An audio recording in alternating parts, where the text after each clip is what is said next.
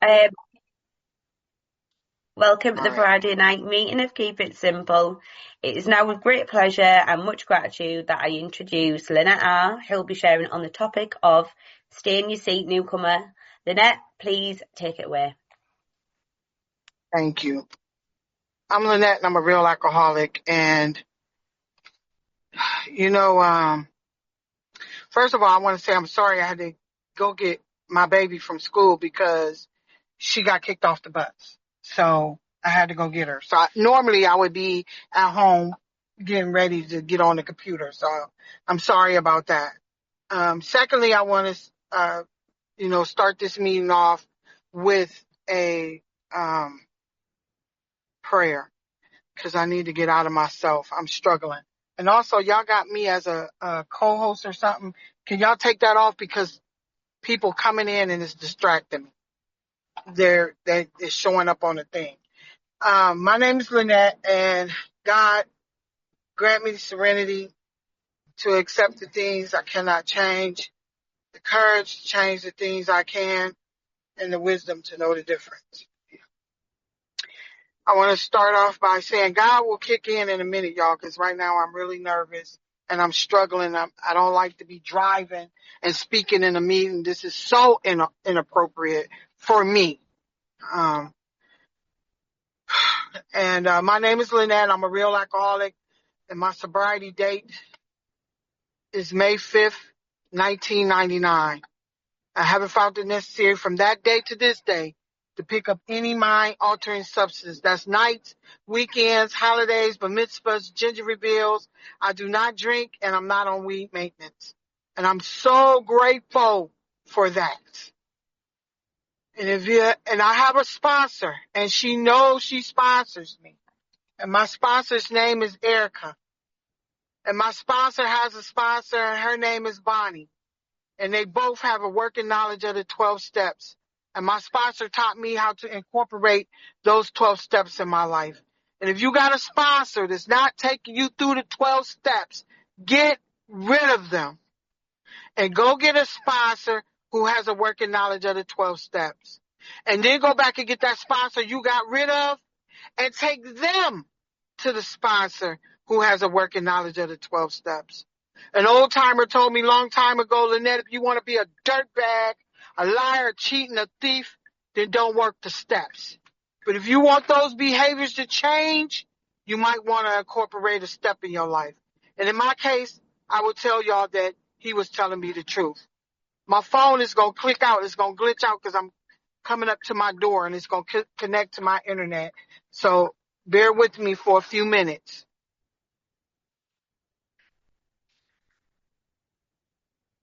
All right, let's go.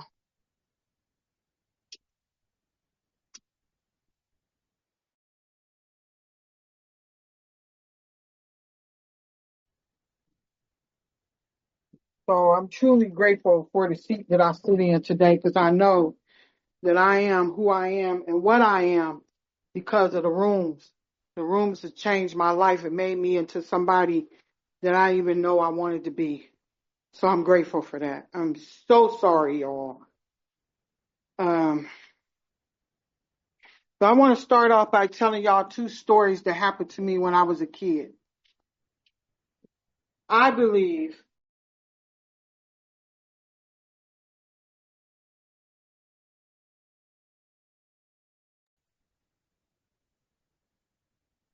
We lost Lynette off the meeting. set off the chain of events of emotions for me, changed my whole life. I know I'm not an alcoholic because of my childhood. I'm an alcoholic and an addict because of my thinking. My disease is centered in my mind. And my disease will talk to me in the times when I don't want it to talk to me. And I'm truly grateful to know that I do not have to listen to my disease. It's a fact that I'm feeling, but my feelings are never facts. That's just the way I feel. When I was 5 years old, my mother left me and my brother in an abandoned shack in Buffalo, New York in the middle of winter, where they measure snow by the feet. Look up winters in Buffalo and you'll see what I'm saying. And my brother was going down to the store stealing food to feed his 5-year-old little sister. And we was in that house with no gas and no lights.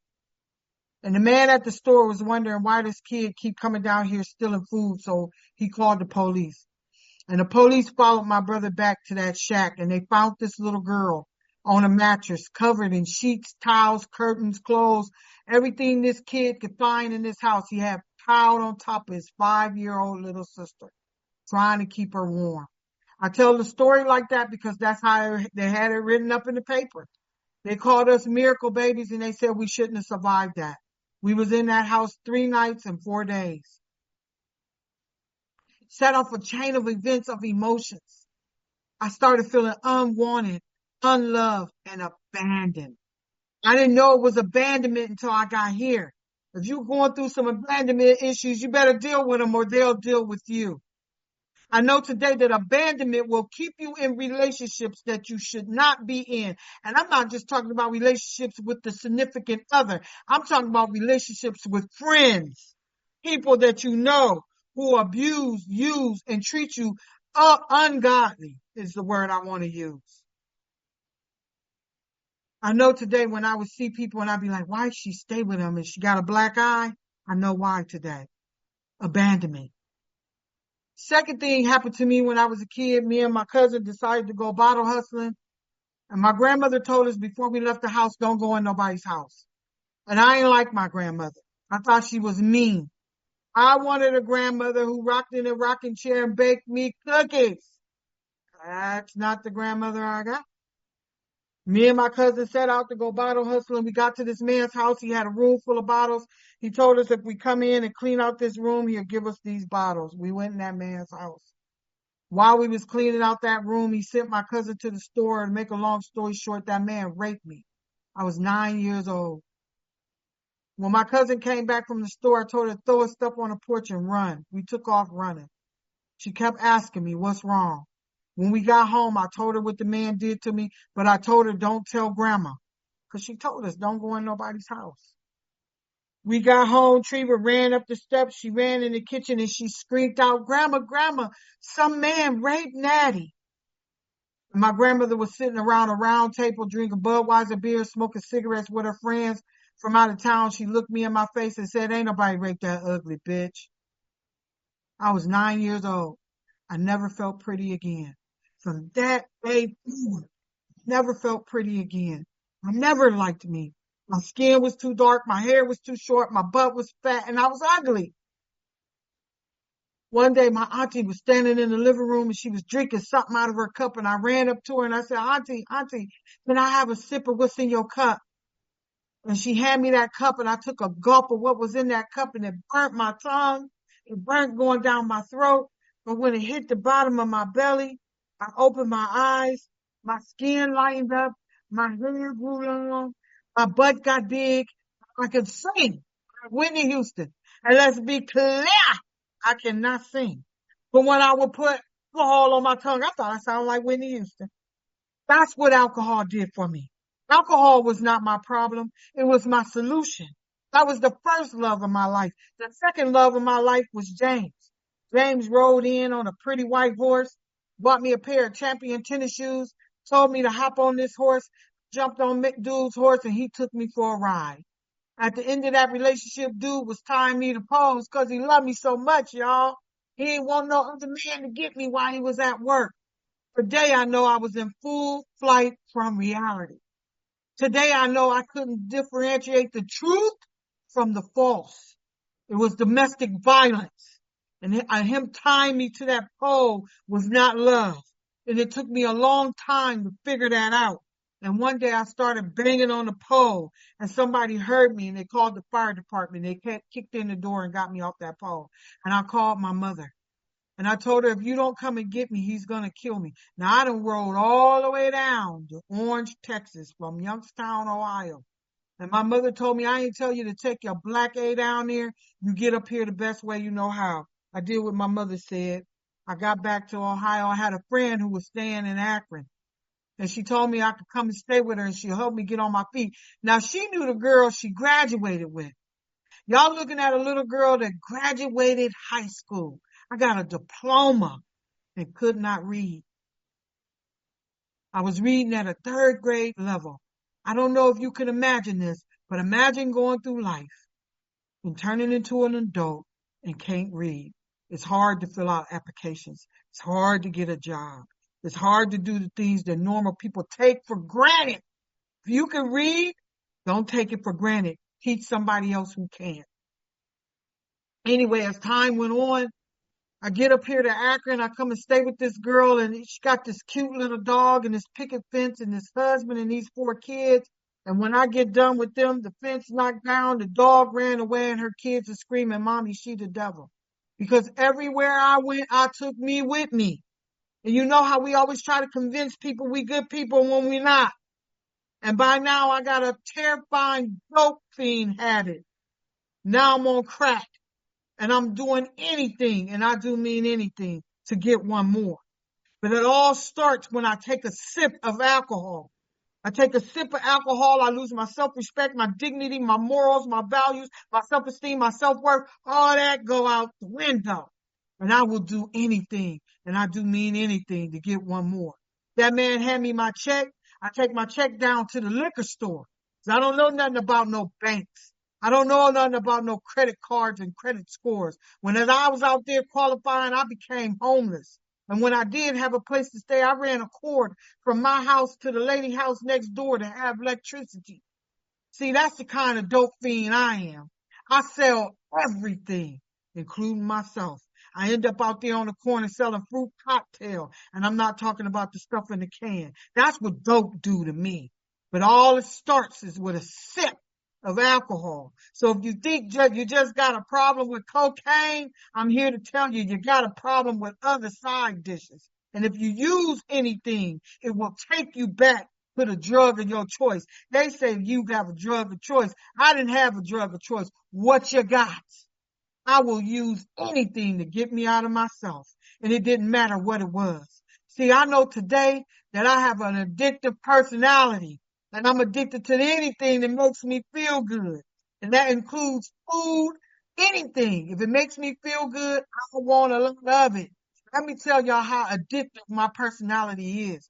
Somebody bought me some Mally chocolates one year for Christmas. Never had Mally's chocolates in my life. It was the best chocolate I ever had in my life. I decided to go to Mally's chocolates. Mind you, I'm a diabetic.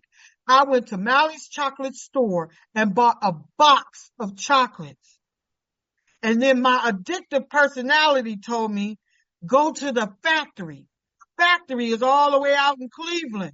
That's an hour and something away from my house. See how this addiction can do you?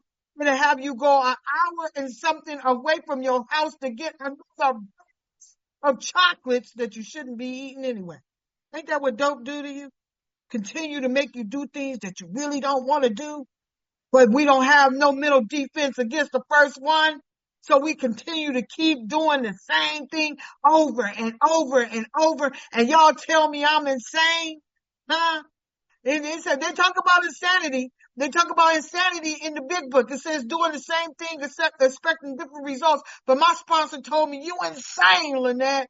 And I kept saying, why you keep calling me insane? She said, because you do the same thing, know the results, and do it anyway. See now what dope do to us? Make us do things that we really don't want to do in the name of get one more. I don't know if I'm talking to the right people in here, but I'm telling y'all, I'm so excited about the seat that I'm sitting in because I couldn't get this no other way. This is the only thing that worked for me. I changed bars. I changed dope houses. I changed liquor color. I went from white to dark. I changed smoking cigarettes. I started smoking weed. I stopped smoking weed. I started doing this. I started doing that. I tried to stop doing crack, but I couldn't stop. Every time I took something, it took me to the dope house. And after I get done doing that at the dope house, I end up out there on the corner selling fruit cocktail. And I cannot show up in my life productively. Cannot. Dope tell me what to do. Dope tell me where to go. Dope take me to the different places that I don't want to get in. Thank God somebody told me to go to a meeting. Get to somewhere where they can help you. They took me to a detox center. I'm so grateful for the people in the detox center. They said I was in there 5 days. I only remember being in there one day. One day. When I came to, they were sending me out to this place called IBH. I became homeless. I was so sick, y'all. I had a black and white TV. You need a butter knife to change the channel. It had a hanger on the back of it for good reception. And I still didn't think I had a problem. I'm staying in a shelter. I'm homeless. And I still don't see my dope fiend show up. I don't see it. I can't see it. I'm so grateful for the big book of Alcoholics Anonymous because it tells us we won't have no mental defense. We can't see the disease. The disease will only creep up on you in a certain manner where it knocks you off your feet. And then, and only then, you'll be willing to do what they tell you to do in here. I hear people say, we can't compel another alcoholic to do anything that he don't want. Yeah, we can't compel you to do nothing. Work the steps. If you want to stay miserable, I don't. Yeah, I really don't. I'm here to tell you my story. I'm telling you what brought me out of that misery. The 12 steps of Alcoholics Anonymous. It wasn't my sponsor. Your sponsor will not save you. They have to get the power too. That support group, your roadies, your cronies, they will not save you.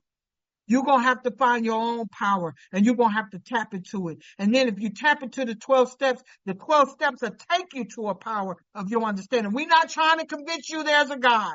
If you hear my story, you know there's a God. But we're not trying to convince you there's a God. We're trying to convince you there's a power greater than you that can restore you back to sanity. And then you can live in this drama of life free of alcohol and drugs. I'm grateful they taught me that early on. They told me, you sit up front because you're a sick puppy. We don't want you getting out of your chair.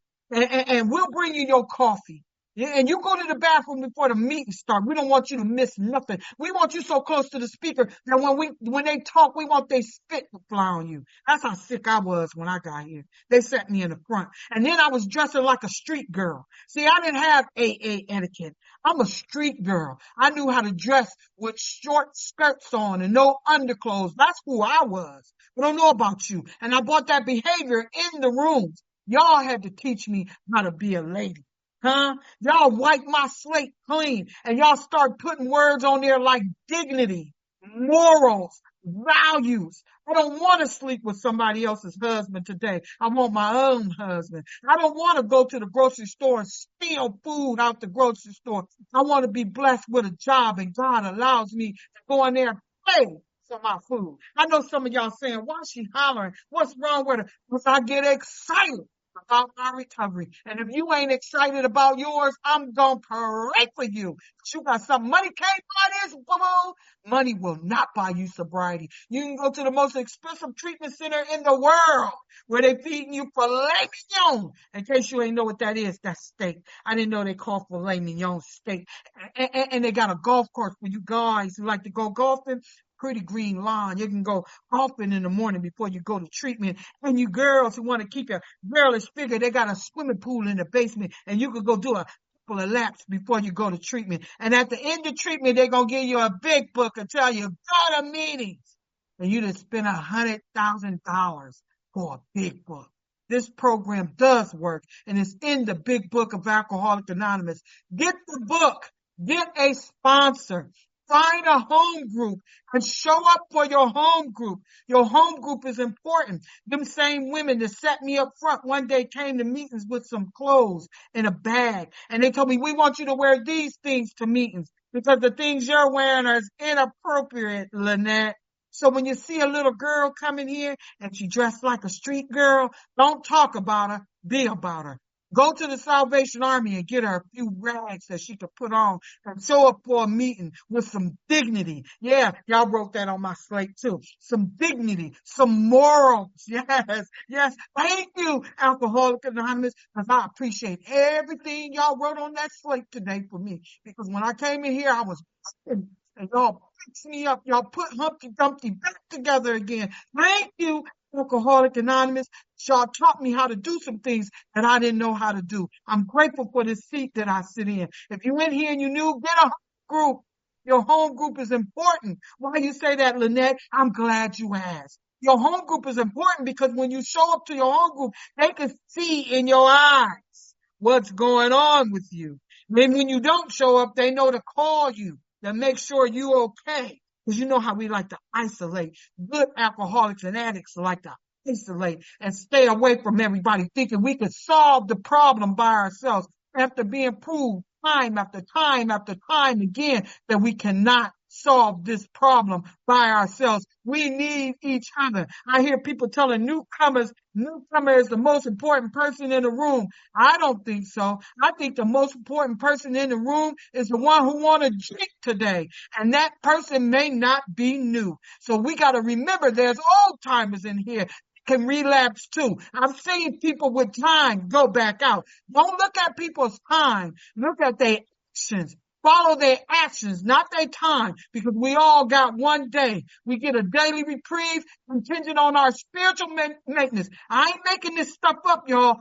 Everything I'm saying, I got out of the big book of Alcoholic Anonymous. I promise you, if you read the book, it's a roadmap will give you a life that you will never thought you could live. I'm truly grateful for the seat that I sit in. I got me a home group and I went to meetings and I found a lady at her home group. Her name was Susie. Susie was always at her home group. I went to Susie's home group and I said, Susie, how you pay the light bill? My lights are turned off. She said, bring your light bill down to my home group, baby. And I'll take you downtown and we'll pay your light bill. And we did. We went downtown and she showed me how to pay the light bill. I didn't know how to pay no bills. I live animalistic when I take a hit of crack. I ain't no telling what I'm going to do to get another hit. Anyway, we went downtown and she taught me how to sign the check, date the check, put the amount on the light bill on the check, put the light bill in the envelope, seal it, put a stamp on it and mail it.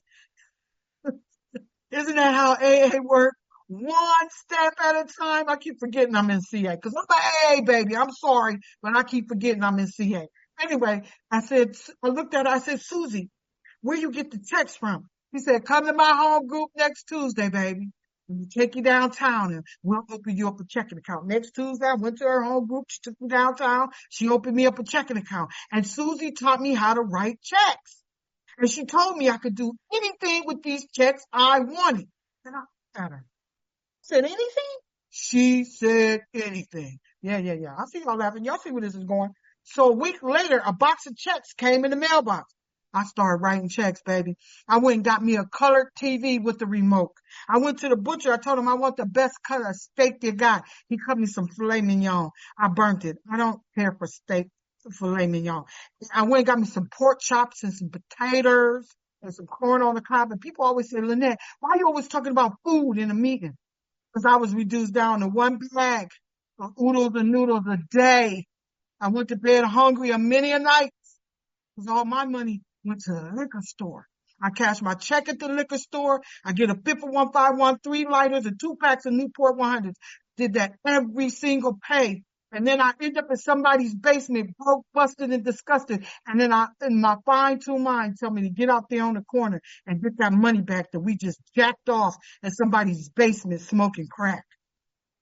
It never worked for me. I never worked. The insanity that someday I'm going to beat the game. I kept telling myself, today I'm only going to spend $20. I don't know if y'all can identify with that. Today I'm not going to spend all my money on crack. Today I'm going to buy some food. Today I'm going to pay these bills. When I get my check Friday, I'm going to get a battery for my car. The car been broke down for 6 months. And all it needed was a battery. I couldn't even get the battery because all my money would go to the liquor store. The liquor store that started me off. I couldn't connect that dot. It started off at the liquor store and then I would end up in the dope house. Anyway, as time went on, they told me that, Lynette, things are going to get better. And I started writing these checks and I'm starting to get these letters in the mail. And I don't know what the letters say because I can't read. So I gather up my letters and I take them down where? To Susie's home group. Why? Because Susie wasn't always at her home group, y'all. And I took the letters down there and I said, Susie, I don't know what these letters say. She said, that's okay, baby. We'll read them after the meeting. Susie never made me feel stupid. That woman never looked down on me. The only time she ever looked down on me was to grab my hand to pull me up. If you ain't a Susie, you should be a Susie. And if you ain't got one, you better go get you one, because you're going to need a Susie in this program. After the meeting, she started reading the letters and she said, ooh, insufficient funds. Ooh, insufficient funds. She said, don't write no more checks, baby. Stop writing checks. We got to get you down to the bank. They're talking about prosecuting you. I knew what prostituting was, but I didn't know what prosecuting was. So we get down to the bank and I see Susie in there because they're going to prosecute me in there. Susie go in there, she talked to the people, she come back out to the car. She said, Lynette, they're going to let you make arrangements to pay back all this money you stole from the bank. I said, they're not going to prosecute me? She said, no, baby. On the way home, she said, where's your checks from work? I said, they're at home on the table because you told me don't go to the liquor store and cash them no more. So I didn't know where to cash.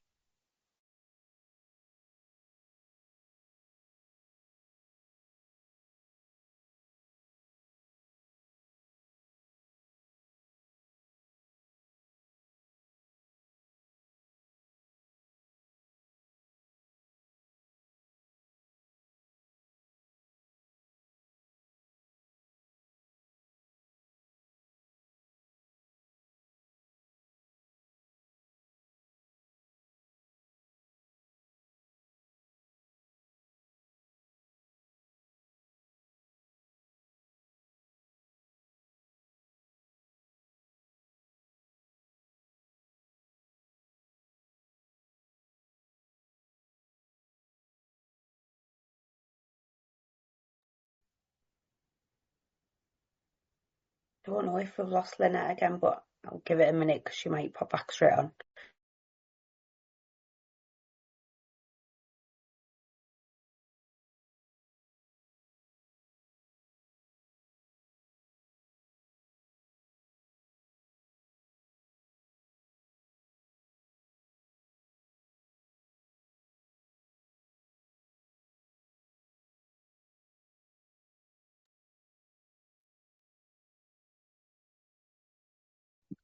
The lights went off. I don't know. Something is going on. It's a big windstorm outside. I'm sorry. But Susie, after the meeting, she read the letters and she took me down to the bank and we cleared up that wreckage.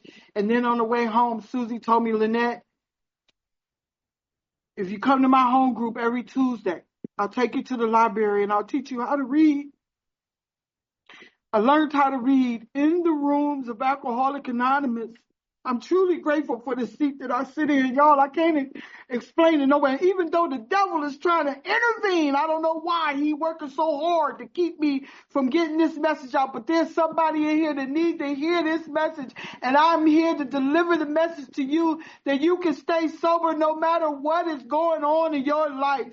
That woman that left me in an abandoned shack got sick one day. And y'all told me, Lynette, you got to go get your mother and take care of your mother. And I refused to do it. But I went to go see my mother at the hospital. And something said, I'll take her home with me. And I took care of my mother for 13 years. She had dementia. She had congestive heart failure. But y'all taught me how to love her in spite of. Y'all taught me that. Thank you, CA. Thank you, Alcoholics Anonymous. I'm truly grateful for the seat that I sit in today. Anyway, my mom died June 17th at 5:47. They carted my mom out of this house. But y'all told me to stop looking at her through my eyes. When I look at her through my eyes, I'm judgmental, critical, and I got expectations on her she'll never be able to meet. But if I start looking at her through God's eyes, I'll find love, tolerance, and patience for my mom. Thank you, people in the program of recovery. Because if it wasn't for y'all, I wouldn't got to build a relationship with a woman that I hated. And not only did God put my mom in my house, that doctor told my mother at the age of 9, when my grandmother didn't believe me, they wouldn't take me to the doctors. That doctor told my mother, your daughter ain't gonna never be able to have kids. I wish I could see that doctor today to tell him somebody dropped their baby off at my house. She was 3 months old. Her name is Kamani. Her mother left her with me. She's 6 years old today, y'all. I'm raising that baby. You can have anything in this program that you want, provided that you stay in your seats, Newcomer. That seat you sitting in, people dying for that seat. People are killing for that seat. Don't take for granted that you can sit in that seat. Even if your butt falls off, pick it up, put it in a wheelbarrow, and get it to a meeting. Somebody in the meeting to help you sew that booty back on. And if we can't help you sew that booty back on, we'll teach you a new way to sit on that hurt booty. But try not to get out of your seat. I'm truly grateful for the seat that I sit in today. I know I wouldn't be the woman I am today if it wasn't for the people in these meetings. Thank you for giving me a life that I didn't even know I wanted. Thank you for loving me unconditionally. Thank you for being there for me when I didn't even know I needed you to be there for me. When my mom died, I wanted to drink. But y'all told me, Lynette, we don't drink no matter what. So if you're in this room and you're hurting, you don't have to drink. No matter what's going on in your life, you can stay in the rooms and not have to pick up another pill, a dope, a drink, or whatever your fix is. You don't never have to use it again. You can stop today. Today could be the day that you don't use nothing today.